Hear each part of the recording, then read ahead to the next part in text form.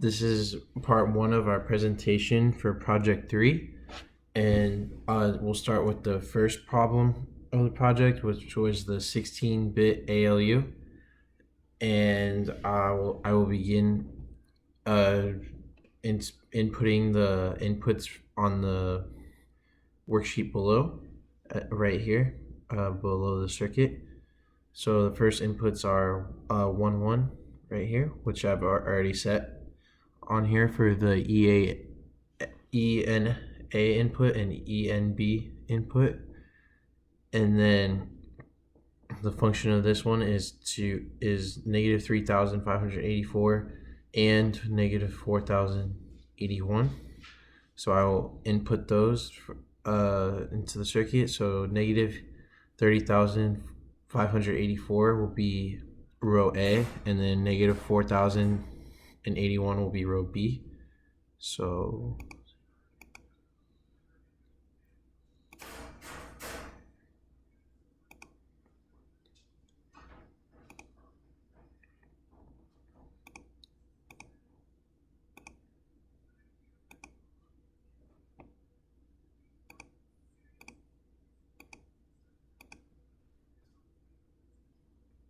and as you can see, that is the output we were supposed to get, where there's output right here and also output right here.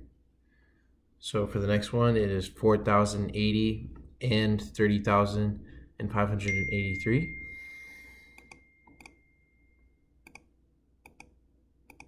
So I will clear it and start over. Let me see. And then go down here. Let me see, it is 4,080. So 1, 2, 3, 4.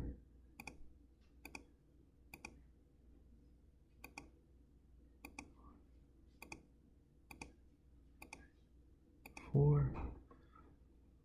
And then 30,583 for row P.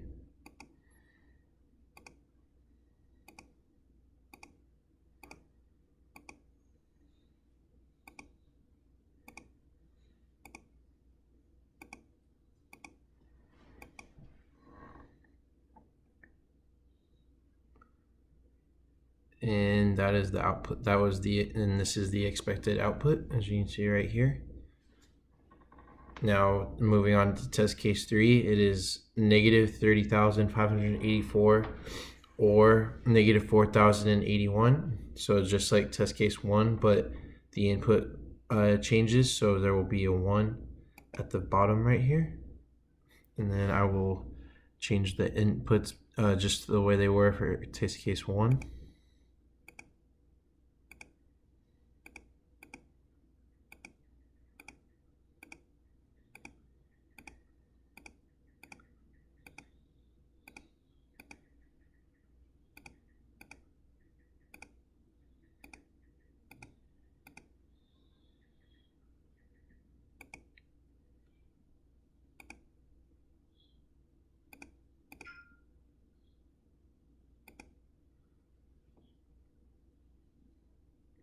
Now negative 4,081.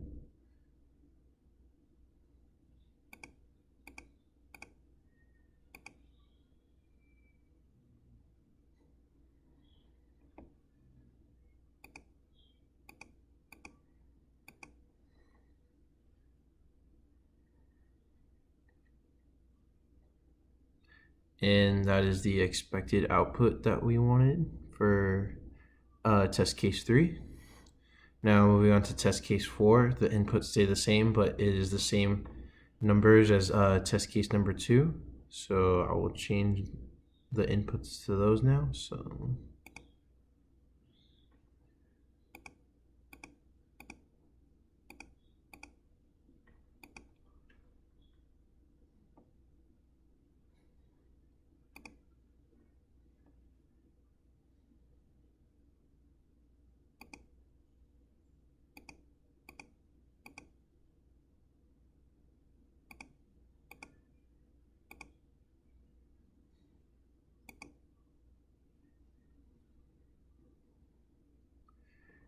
And for test case number 4, this is the expected output with a 0 right here and a 0 at the far left end. Now moving on to test case 5, the inputs change. Now there's a 0 right there and then now a 1 right here. And now it will use the same numbers as test case 1, so I will change it to those on row A.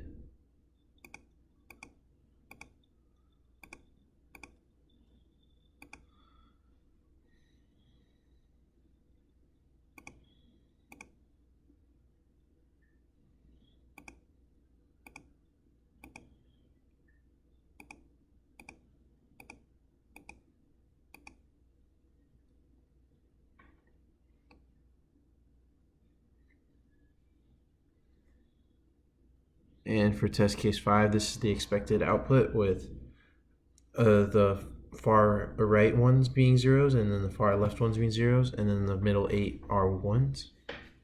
Now moving on to test case number 6, the input remains the same, but the numbers change to the ones from test cases 2 and 4. So I'll change those to those right now.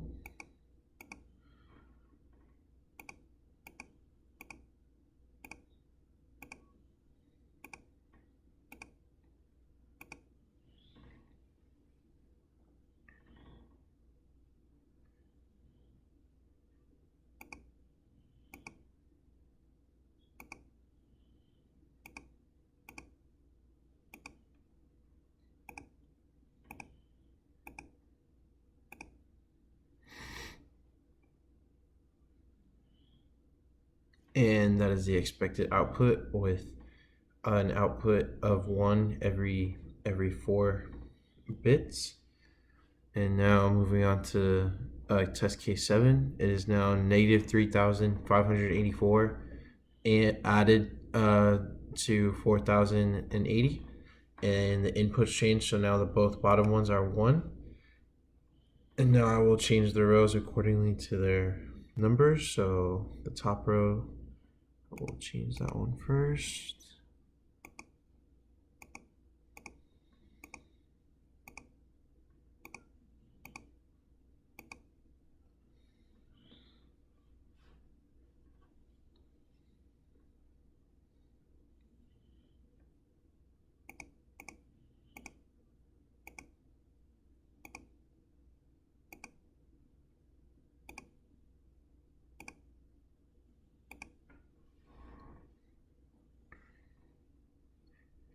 And for test case number 7, this is the expected output right here, just as you see below, which is equal to negative 26,504.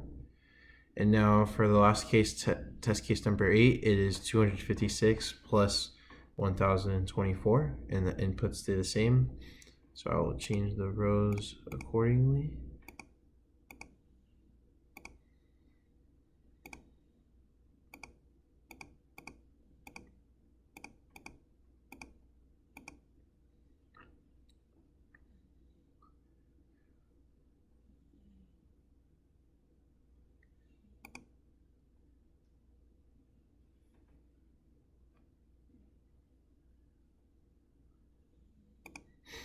And it gives the expected output right here, which you can see is equal to 1,280.